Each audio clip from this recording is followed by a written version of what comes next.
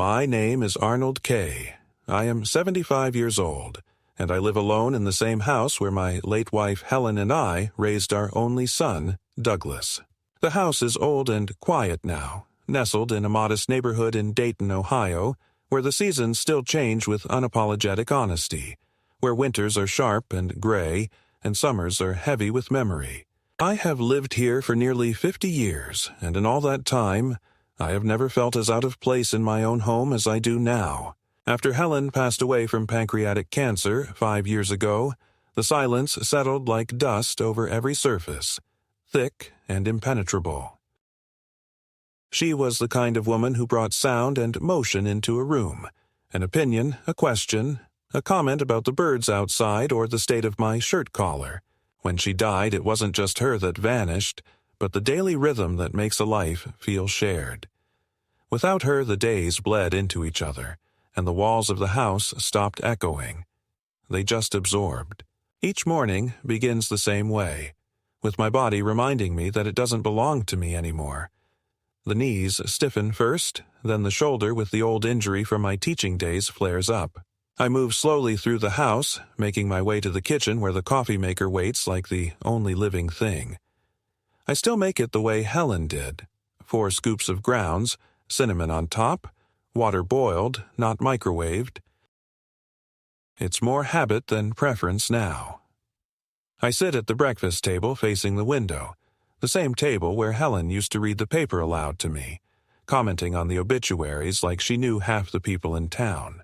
Sometimes I pretend she still does, and I mumble responses to the empty chair across from me. I tell myself it's to keep my voice in use, but I know better. It's loneliness given shape and ritual. Douglas used to come by once a month, then every few months, and now it's only when he needs something. The last time he visited just to see me was Christmas 3 years ago, and even then he was distracted, on his phone most of the time, stepping outside for work calls and returning with that apologetic shrug that somehow always turned the blame on me for not being more understanding. I don't want to speak ill of my own son, but I'd be lying if I said I understood him anymore. He was a bright child, curious, articulate, full of ideas. Helen said he was destined for law or politics, maybe both, and for a while it seemed like she was right. But then came the detours. A failed startup, a divorce, a second marriage I've never really been introduced to, and finally, a job in financial services that pays well but apparently not well enough.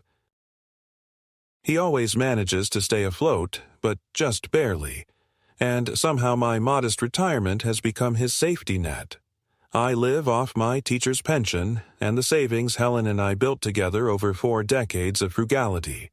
We never went on cruises or bought new cars. Our pleasures were simple: a backyard garden, occasional trips to Lake Erie, and dinners with friends who are now mostly names on plaques. That discipline left us with a small but solid nest egg, about $180,000 sitting quietly in an account meant to protect me from becoming a burden on anyone. Ironically, it now seems to be the very thing that's made me one. I never flaunted it, never boasted, but Douglas knows it's there. We discussed it after Helen died, when I updated my will and added a medical directive. He seemed supportive then, respectful even. I remember him patting my shoulder and saying, "Whatever you need, Dad. You deserve to be comfortable." I didn't realize until much later that in his mind, comfort might not include me making decisions about my own money. The first signs were subtle. Questions posed like jokes, hints dropped in casual conversations. "You don't want to be managing all that paperwork at your age, do you?" Or, "If something ever happened, it'd be easier if I just handled it for you." At first, I thought he was just worried, maybe even caring in his own clipped, distracted way. But then the tone shifted. He began talking about investments, returns, opportunities I was missing out on. When I declined, he would go quiet, almost sulky, and change the subject. But it kept coming back, like a salesman with no product, just urgency. That urgency turned to frustration, and the frustration eventually curdled into something darker. something I didn't want to name at first. I told myself I was imagining it, that grief was making me paranoid, that maybe he was under stress I didn't fully understand. But deep down, I started to recognize a pattern. He was circling something, a decision he had already made but hadn't yet voiced. I don't have many people left to talk to about these things. Helen's sister lives in Florida and sends Christmas cards with pre-printed messages. My old colleague Walter passed away last spring. The neighbors are kind but young with their own lives and noise. I walk my dog, a shaggy terrier named Milo, down the same block every afternoon. He's old like me, wheezing a bit, but loyal. Sometimes I think he's the only living creature who knows me now without needing anything in return. Milo listens without judgment, which is more than I can say for most people these days. I spend a lot of time thinking about Helen, about the years that went by too quickly, about Douglas as a boy when he used to bring home art projects and demand I hang them on the fridge. I think about where things shifted, how a child becomes a stranger, how trust slowly erodes until all that's left is obligation laced with resentment. I blame myself sometimes. I worked long hours. I wasn't always patient. I never really understood his world, and maybe I didn't try hard enough. But I loved him, and I still do, which makes what's coming even harder to accept. Because love, I've learned, isn't always enough. Sometimes it blinds you. Sometimes it gets used against you. Last week, Douglas called and said he wanted to stop by just to catch up. I almost said no. I almost told him I was busy or out of town. But that would have been a lie, and despite everything, I still hoped he might surprise me. He didn't. What he brought instead was a storm I didn't see coming, a conversation that started with concern for my well-being, and ended with a veiled threat that if I didn't start letting him help with my finances, he might have to step in legally. He said the words so smoothly, like he'd practiced them. "Dad, you're not yourself anymore. You forget things. You repeat yourself. It's getting dangerous." I laughed at first, thinking he was kidding. Then I saw his eyes, cold and unwavering. He meant it. He was talking about guardianship. About psychiatric evaluations. About declaring me incompetent. That was the moment something in me shifted. The fear was immediate and deep, like falling through a floor you thought was solid. I realized then that I was no longer just an inconvenience to him. I was an obstacle, and obstacles in Douglas's world get removed. It was a Tuesday afternoon when Douglas showed up unannounced. I had just settled into my chair with a library copy of Faulkner's Light in August, a book I'd read twice already but still found comfort in, when the sound of tires on gravel snapped the stillness outside. Milo barked once and padded toward the door, ears perked more from habit than any real enthusiasm. I opened the door to find my son standing there with an exaggerated smile and a paper coffee cup in his hand. "Thought I'd bring you your favorite," he said, as if that simple gesture might smooth over the months of silence.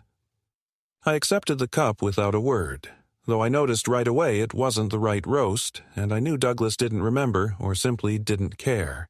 He stepped inside like he owned the place, taking in the familiar living room with the same expression he used when entering a hotel lobby. Impersonal, scanning for flaws, unimpressed. I offered him a seat, and we went through the usual small talk. The weather, the Browns losing again, his wife Rachel's work trip to Atlanta. I nodded and made all the appropriate responses, but there was a tension in his movements, a pacing behind his eyes. He wasn't here for pleasantries. After 10 minutes of this polite theater, he leaned forward, rested his elbows on his knees, and said, "Dad, I need to talk to you about something serious." I felt my spine stiffen the way it used to when a student told me they'd explain everything after class. "Go ahead," I said, knowing exactly where this was going and hoping I was wrong. He took a breath, looked down at the floor, then back at me. "I've gotten into some financial trouble. Some investments didn't pan out. There's debt, serious debt. And Rachel, well, she doesn't know the whole picture. I'm trying to fix it before she finds out. I stayed quiet, waiting. This wasn't the first time Douglas had confessed a failure in carefully chosen language. Never his fault. Always some external miscalculation. He continued, I need help. I need a loan, just to get back on track. Nothing huge. I was thinking maybe 100,000. I know you've got it, Dad. I know you and Mom were careful. He said it as though our frugality had always been an inconvenience, a hoarding habit instead of survival. I stared at him, trying to process the sheer audacity of the request.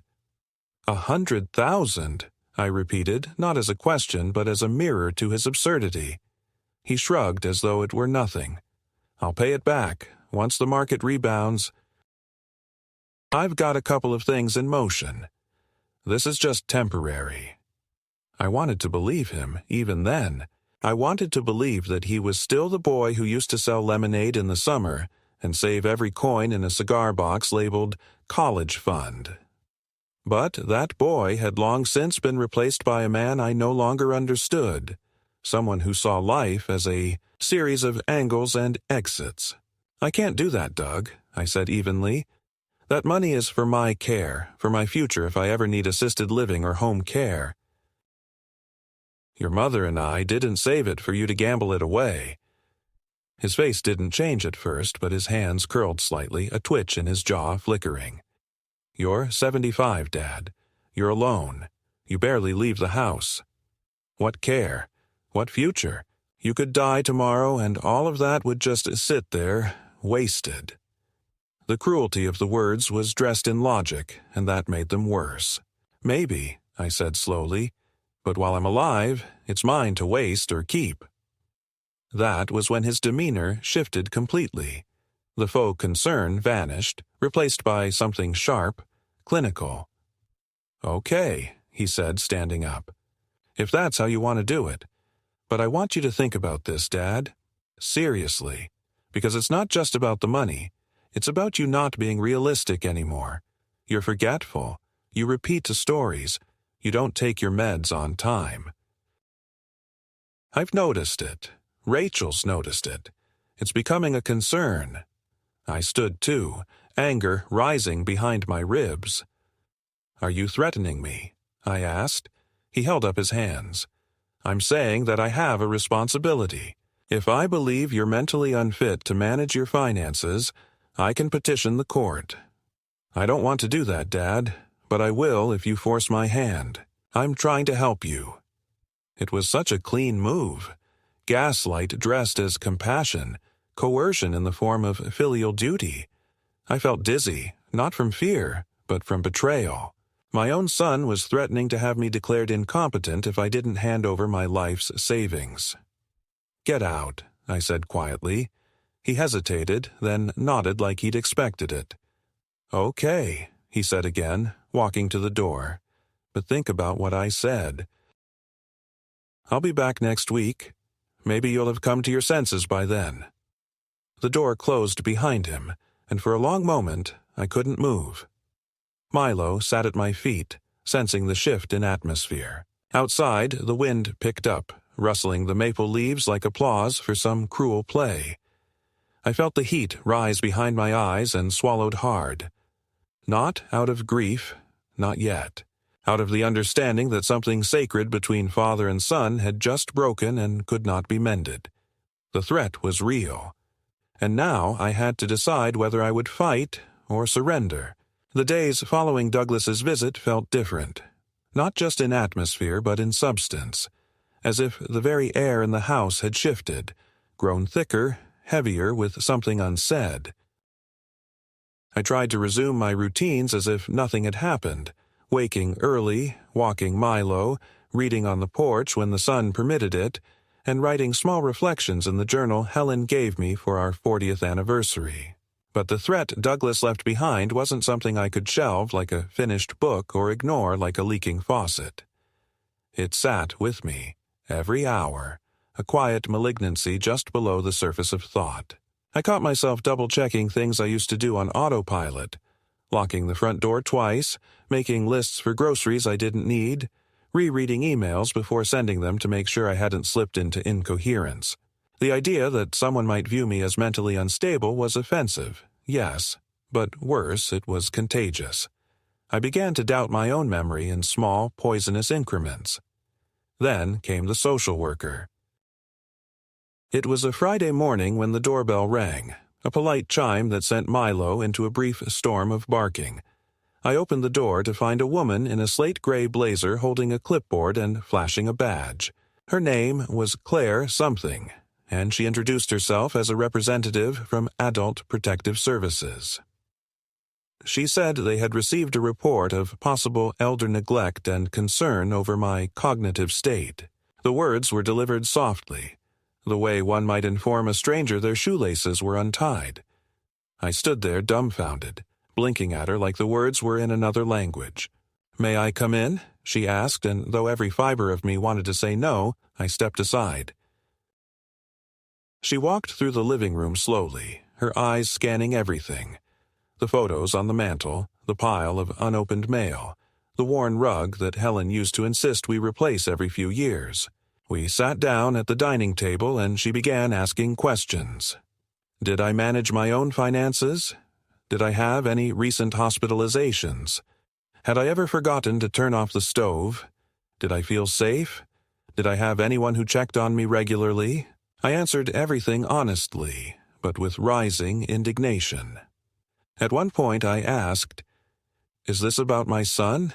And she offered that practiced bureaucratic smile that confirms everything while admitting nothing. She took notes while I spoke, nodding gently, her eyes never quite meeting mine. After about 30 minutes, she stood and thanked me for my cooperation. "We'll be filing a report," she said, "and if necessary, may follow up with a medical evaluation." I asked her directly, "Is that optional?" And she hesitated just a beat too long before answering. "In some cases, yes." When she left, I watched her car pull out of the driveway and sat down in the kitchen feeling like a man who'd just been accused of a crime he hadn't yet committed. It was then I understood something crucial. Douglas wasn't bluffing. He had initiated the first move. He had filed a formal report. The machine was in motion now, and I wasn't sure how much time I had before it started grinding through my life. Over the next few days, I began noticing things out of place. The drawer in my office desk, usually locked, was ajar one morning. A file folder had been moved from my bedside cabinet. At first, I assumed I had simply forgotten, but after the third incident, I began to suspect something else entirely. I changed the locks. I started sleeping with a baseball bat beside the bed. Not because I feared for my safety, but because the line between imagined threat and real intrusion had become blurred. Milo began barking at the window more often at night. Sometimes I thought I saw a car idling at the corner of my street longer than necessary. Paranoia, perhaps, but then again, what is paranoia if not the rational reaction to being hunted slowly? I reached out to a lawyer named Peter Holbrook, a man I had taught in high school decades ago who now ran a modest practice in town. We met in his office, lined with dusty legal volumes and mismatched furniture, and I told him everything, from Douglas's veiled threats to the visit from the social worker. He listened without interruption, tapping a pencil against his knee. When I finished, he leaned back and said, "The problem isn't proving that you're competent. The problem is proving that someone else is trying to establish you're not. If Douglas is pursuing legal guardianship, we need to be proactive." He helped me draft a living will, updated my power of attorney to name no one, and we filed a statement of intent that I wish to remain autonomous unless two independent medical professionals concluded otherwise. It wasn't a fortress, but it was a start. Peter also advised me to document everything, phone calls, visits, strange occurrences, and so I began keeping a log. It felt surreal, as if I were preparing for trial in a crime novel I hadn't agreed to star in. Then came the bank incident. I went to withdraw some cash one afternoon, only to find that a recent attempt had been made to access my savings account online. The teller, a young woman with braces and nervous eyes, said it was flagged because the password was incorrect multiple times. When I asked for details, she whispered, "It was someone using your son's information. He's on your emergency contact list." I hadn't realized he still was. I asked to have him removed immediately. That night, I sat in my living room, holding my checkbook like a shield, wondering just how far Douglas was willing to go, and then I wondered something worse. Had he always been like this? Or had I simply refused to see it? The final confirmation came in the form of a phone call. It was after 8, and I was in the kitchen washing dishes when the landline rang. I answered without thinking. Douglas's voice was sharp, irritated. "Why did you talk to a lawyer?" he asked. "Why are you acting like I'm your enemy?" I tried to stay calm. "Because you're trying to control my life, Doug. You sent a social worker to my house. You're trying to get access to my finances. You threatened to have me committed." He scoffed, a sound I recognized from his teenage years. "You're blowing things out of proportion. I was trying to help. But if you want to make this a battle, fine. You want to play games, Dad? Let's play." He hung up before I could answer. The silence that followed was suffocating. Something in me solidified that night. Not out of hatred, not even out of self-preservation, but out of necessity. I realized that I could no longer afford to be sentimental. I had to treat this as what it was, a hostile attempt to seize control of my life. I had spent decades protecting Douglas, forgiving his faults, excusing his arrogance as ambition. But now I saw him clearly, maybe for the first time, and I knew that the son I once carried on my shoulders was gone. In his place stood a man who saw me not as a father, but as a vault. And vaults, in his mind, are meant to be emptied. It was the letter that finally crystallized everything, the moment when theory turned into fact and fear became paperwork. It arrived on a Thursday morning, tucked between a stack of grocery coupons and a medical bill from my last checkup, innocuous in its presentation, but heavy as a cinder block once opened. The envelope bore the seal of the county probate court, and inside was a formal notice of a petition for guardianship, filed in the name of my son, Douglas K. The language was clinical, stripped of emotion. Concern for mental capacity, necessity of supervision, financial mismanagement, cognitive decline. Each phrase stabbed with the precision of a scalpel. There it was, in black and white. His intention not just to take control, but to erase mine. I read the letter 3 times, and by the end of the third, my hands were trembling. Milo sat at my feet, sensing something was wrong, his head resting gently against my ankle. I could feel the warmth of his body, the only grounding presence in a house that now felt like it was collapsing inward. I called Peter Holbrook immediately. He told me to bring the letter to his office, which I did within the hour. He scanned it slowly, his eyes narrowing behind his glasses. "He's going for full guardianship," he said, setting the letter down like something foul. "That includes control of your finances, medical decisions, your living arrangements. If the court grants it, you won't be able to sign your own checks without his approval." I felt the air drain from my lungs. "Can he do that?" I asked. Peter nodded slowly. "He can try.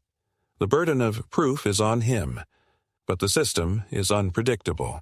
If he presents enough circumstantial evidence, statements from neighbors, maybe a compliant doctor, some financial transactions taken out of context, it can start to look compelling, especially if the judge leans conservative on elder protection. Issues." I stared at the floor for a long time. Then I said, "We fight." Peter moved fast. He scheduled a series of evaluations with 3 independent medical professionals, a geriatric psychiatrist, a neurologist, and a clinical psychologist. Each one spent over an hour with me, asking questions, performing memory tests, discussing hypothetical situations. I answered every question with a calm determination, aware that my performance was no longer about pride, but proof. I told them about my daily routines, my medications, my late wife, my journal entries, my lawyer, I recounted dates and names, corrected them when they misstated small facts, and made sure they knew I still read Faulkner, not because I was nostalgic, but because I still understood the nuance. Each of them, in the end, signed letters affirming my full cognitive competence. Peter compiled the statements into a response package to the court, along with my own affidavit detailing Douglas's threats and behavior, and a signed log of suspicious activity I had maintained since the visit from the social worker. It was a thick file, and Peter said it would give us a strong foundation. But strength in those weeks did not feel like protection. It felt like a thin railing on a windy bridge, something to grip as the gale howled around me. I became hypervigilant, checking the mailbox multiple times a day, monitoring my bank accounts every morning, locking and unlocking the front door repeatedly as if doing so could bar the future from entering. I began taking Milo on longer walks, not just for his sake, but because being in public somehow made me feel safer, like a man still visible, still real, still here. One day, at the grocery store, I ran into a former student of mine, now a nurse. She asked how I was doing, and I nearly broke down in front of the canned goods. I didn't tell her the truth, but I think she saw it anyway. A week before the court date, I received another message, this time from Douglas himself. He left a voicemail, his voice unusually calm, even warm. "Dad, I think we've both said things we didn't mean. I overreacted. Maybe we can talk before this gets any uglier. You know I care about you. I just want what's best. Let's get dinner. Just you and me. No lawyers, just talk." I deleted the message and didn't call back. There was no more room for talks. He had made his intentions clear, and his tone was not reconciliation.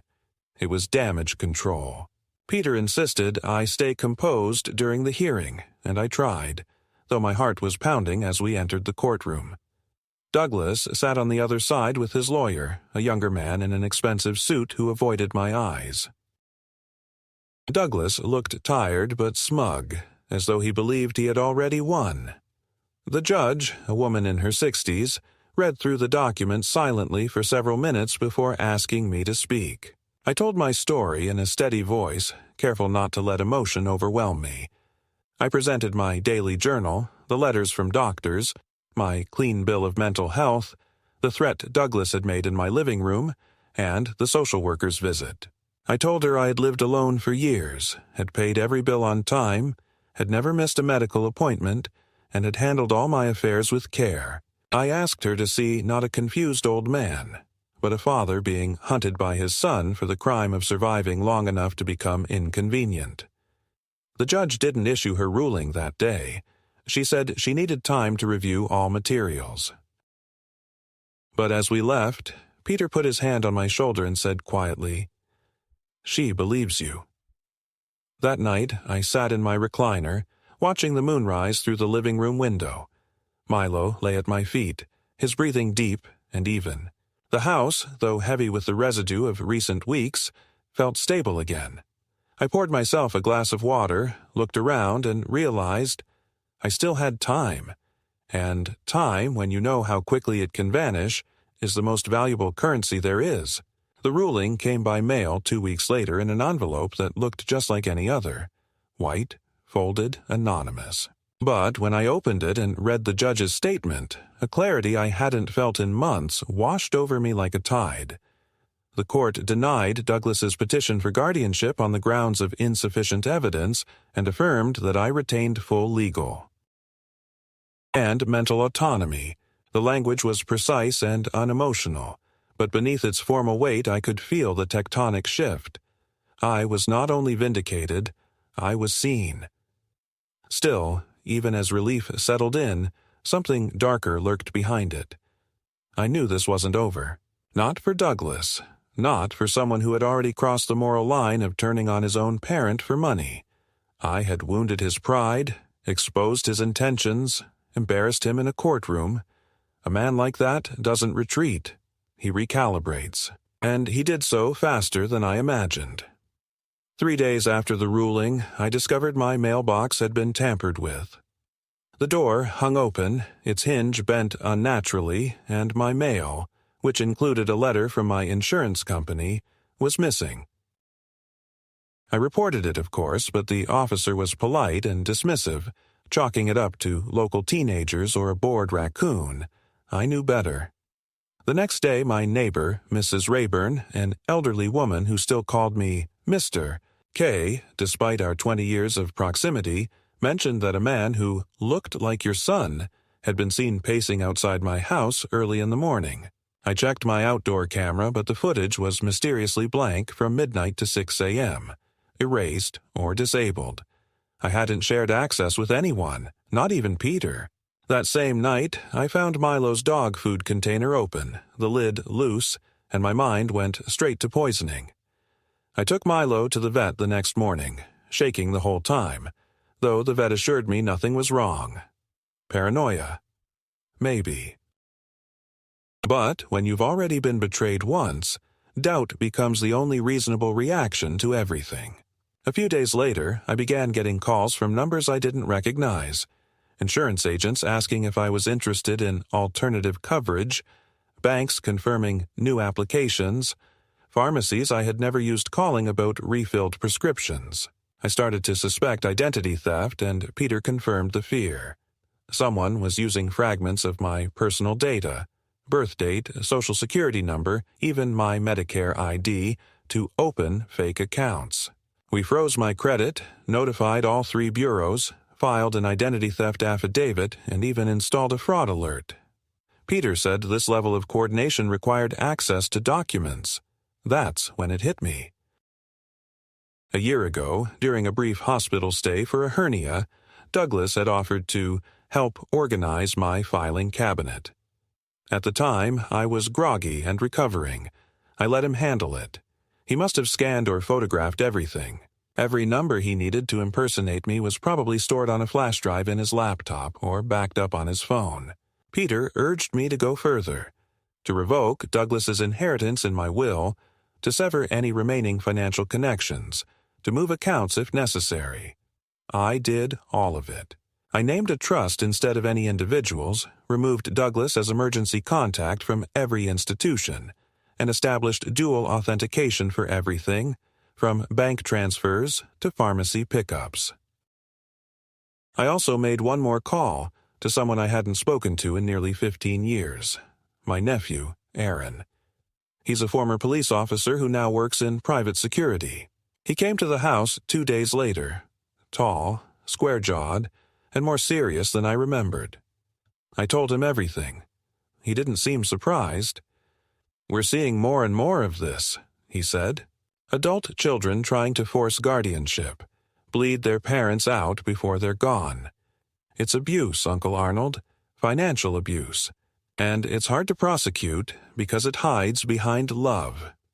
He offered to install a full home surveillance system, cameras, audio, motion sensors, even a tracker on my car in case someone tried to tamper with it. I said yes to all of it. The next major escalation came not through subterfuge but confrontation. Douglas showed up again, this time uninvited and angry. He knocked not with hesitation but with force, loud and rhythmic. When I opened the door, he stepped in without waiting for an invitation. He looked worse than before, his eyes sunken, his jaw clenched so tight it looked painful. "You really did it," he said, pacing like a caged animal. "You humiliated me in court, Dad. You think this is some kind of game?" I remained calm, tried to put distance between us. "I did what I had to do to protect myself. You gave me no choice." He laughed, but it wasn't humor. It was pure derision. "You've always had this victim complex, like you're the noble martyr and everyone else is the villain. But you know what, Dad? You're not some tragic figure. You're a stubborn, paranoid old man who can't see when someone's trying to help him." He began pulling things from his jacket pocket, a stack of papers, receipts, a printed screenshot of my credit freeze, an email I'd sent my attorney. "You think you're safe now? You think you've won? I know where the money is. I know how much you have. And I know that eventually you're going to get sick or fall or forget to take a pill, and when that happens, I'll be right there, picking up the pieces." He walked toward the bookshelf, picked up a framed photo of Helen holding baby Douglas, and stared at it. "Mom would have wanted me to take care of you. You know that." My voice cracked for the first time. She would have wanted you to remember who you are. Not become this." His hand tightened around the photo frame, and for a moment I thought he might smash it. But instead, he set it down and walked to the door. "I'll see you soon," he said, "one way or another." That night, Milo barked for nearly 10 minutes straight at the back door. I went out with a flashlight and found nothing, but the garden gate was open, the latch broken. Aaron checked the surveillance footage remotely and found someone had disabled 2 of the rear cameras with black spray paint. It was unmistakable. Douglas had come back, and this time, he wanted me to know it. I reported the incident to the police, but again, there was little they could do without direct evidence or confrontation. I knew then that the only path forward wasn't just defense, it was offense.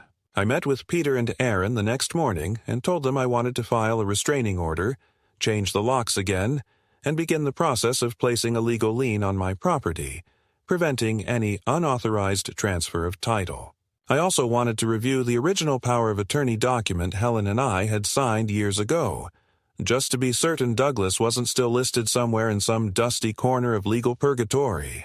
Peter confirmed he was not, but we updated everything just the same. Then came the final straw. A week later, I received an email from a financial firm I didn't recognize thanking me for my interest in establishing a reverse mortgage. The application, they said, was submitted online using my name and address. I hadn't done any such thing. I forwarded the email to Peter, who traced it to an IP address linked to a co-working space in the same city where Douglas lived. He was trying to borrow against my home, against the last piece of stability I owned. I sat in my living room for a long time after that, not in fear or panic, but in a quiet, simmering grief. This wasn't about misunderstanding anymore. This wasn't even about entitlement. This was war. Peter filed a formal fraud complaint, and I began the process of transferring my house into a trust, locking it away from any external claims. I created a living, revocable trust with explicit instructions that no descendant of mine would be entitled to any assets unless named directly, and none were. I gave Aaron power of administration, and I left a letter in the trust's file addressed to Douglas, not because I expected he would read it, but because I needed it to be written. I told him that the boy I raised, the boy who once cried when his goldfish died, was gone, and that the man he became had taught me something I never wanted to learn, that blood is not always thicker than greed. I didn't hear from Douglas for nearly 3 weeks after the reverse mortgage attempt was uncovered, and in that silence, a strange equilibrium settled over my life. Not peace, not quite, but the wary calm of someone who knows the next blow is coming, just not from where or when. I filled my days with mundane rituals designed to assert control over a world that had begun to unravel under my feet. I walked Milo twice a day, even when my knees ached. I baked bread from scratch, though I had never done it in my life, following instructions printed on flour bags with religious attention. I wrote long letters to no one, unsent and unaddressed, as if setting my thoughts to paper might pin them down like insects under glass. Peter called regularly to check in, and Aaron upgraded the security system one final time, installing a panic button beside my bed and motion lights along the back fence. Still, I jumped every time the phone rang and found myself staring at the driveway at night, convinced a car would roll in uninvited and change everything again. Then it happened. Not with violence or fanfare, but with something far more insidious: legality. One morning, I received notice of a new motion filed by Douglas's attorney, claiming that recent behavioral episodes, unexplained absences from scheduled meetings, refusal to return family calls, alleged disorientation observed by a neighbor, constituted renewed evidence of cognitive decline. The language was nastier now, less veiled, dripping with condescension masked as compassion. They cited supposed community concerns about my ability to manage independently and requested an emergency hearing to reconsider guardianship, bolstered this time by letters allegedly written by 2 neighbors claiming I had acted confused or appeared lost in recent weeks. One neighbor's name was real, but the quote attributed to her was not. The other was someone I didn't know at all. It was a web of half-truths and complete fabrications, but Douglas's legal team had shifted tactics. They were trying to wear me down through attrition, betting that eventually age and fear would do what paperwork couldn't. I took the packet straight to Peter, who read it with a stoicism I admired and hated. "He's doubling down," he said. "He's hoping to establish a pattern. And if we keep having to fight this over and over, eventually the court may agree to a long-term psychiatric evaluation, just to settle the issue. That's what he wants. He doesn't have to win outright. He just has to drag this out until you get too tired to fight." I stared at the documents in his hand, wondering when my life had turned into a series of formal affidavits. I said, "Then we end it. Whatever it takes." "We finish it now." Peter looked at me carefully and asked what I meant. I told him I wanted to do the one thing I had avoided all along, confront Douglas on my terms, not as a father, not as a victim, but as a man who had finally stopped expecting anything redemptive from the blood he shared with another. It wasn't about justice anymore. It was about closure. Peter warned me that emotional confrontation could be risky, especially if it provoked Douglas into further legal aggression. I said I didn't care. If a man is going to be hunted in his own home, he has the right to face the predator and show him he isn't prey. I called Douglas from a disposable phone Aaron had provided. He answered with surprise, masking it poorly. "Dad, is everything okay?" I told him I was willing to meet. Neutral ground. No lawyers, just him and me. He agreed too quickly, like a man who thinks he's about to win a game that's already been rigged. We agreed to meet at the quiet cafe near the park where Helen used to feed ducks on Sunday afternoons. It was a warm day, unusually bright for the season, and I arrived first, choosing a table under the awning by the side entrance. Douglas walked in wearing a tailored coat and sunglasses, as if dressing the part of the misunderstood heir. He sat down without shaking my hand. I looked at him for a moment, just looked, and realized how unfamiliar his face had become. Paler than I remembered, thinner, his eyes restless, incapable of stillness. He started first. "I appreciate you reaching out. This thing's gone too far." I think we both said things in anger. I interrupted him before the rehearsed truce could unfold. "I'm not here to reconcile. I'm here to tell you that this is over. You will not get my money. You will not get control. You will not get to rewrite who I am in the eyes of a court, or the public, or your conscience." He smirked and said, "You always did love your monologues." I leaned forward. "Listen to me, Douglas.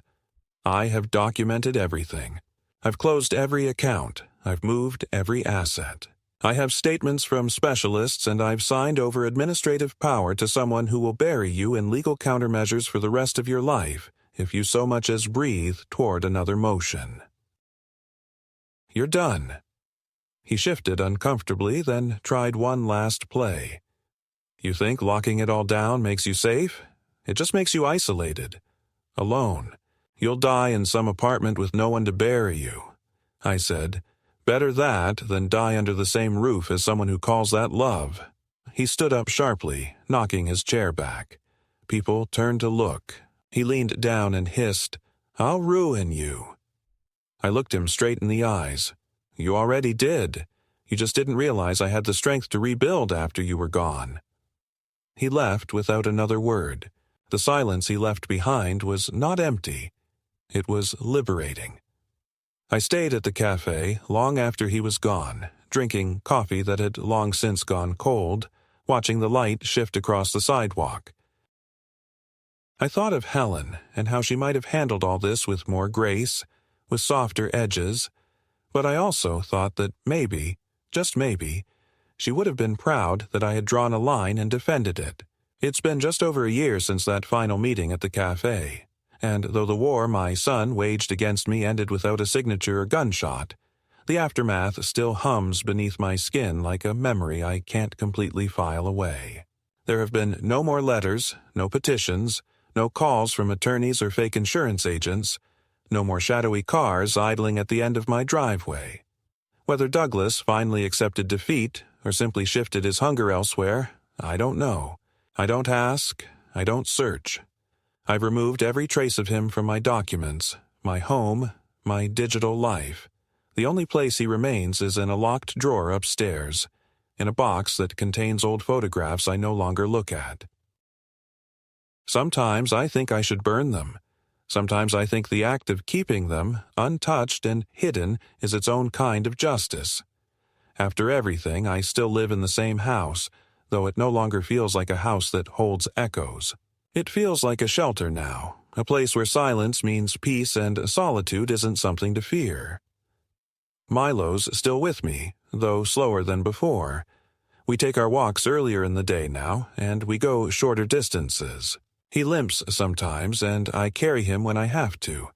He still barks at birds and small children with the same indignation, as if warning the world that nothing will get past him without notice. I envy him his simplicity. There's something holy about the way a dog trusts even after betrayal has touched his leash. I've started volunteering once a week at the local library, reading aloud to kids whose parents can't pick them up until late. They don't know my name at first, but they listen.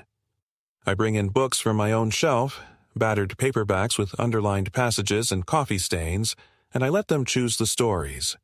They always pick the ones with dragons. I think they like the idea of something dangerous being tamed by courage. I understand that now in a way I never did before. I also give talks occasionally at a senior center on financial self-protection and legal autonomy. Nothing dramatic, just quiet guidance. I tell them to get their papers in order, to write down every password, to lock their mailboxes and trust their instincts. I don't name names. I don't share the full story.